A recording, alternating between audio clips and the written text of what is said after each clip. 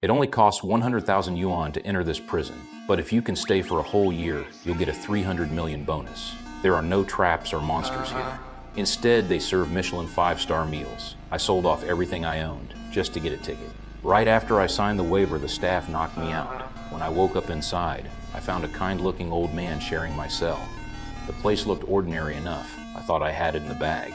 But then the old man put his pillow on the floor and knelt down.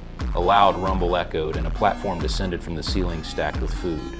But it wasn't a 5-star feast, it was leftovers from others. That's when I realized we were on the 48th floor, which meant the food had already been eaten by 94 people on the 47 floors above. The old man dug right in and told me this was our only meal of the day. If I didn't eat, I'd go hungry. I picked up a relatively clean green apple and slipped it into my pocket. When the meal was over, the platform lowered to the next level.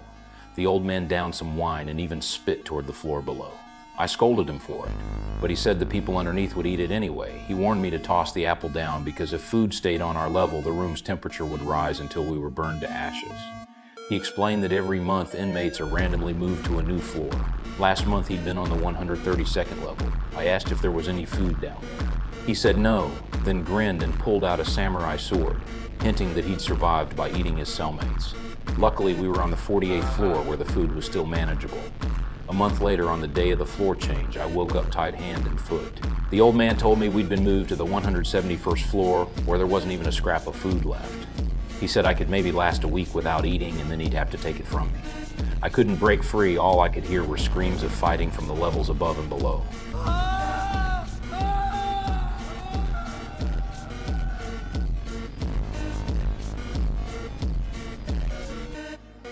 A week later, the old man was ready to make his move.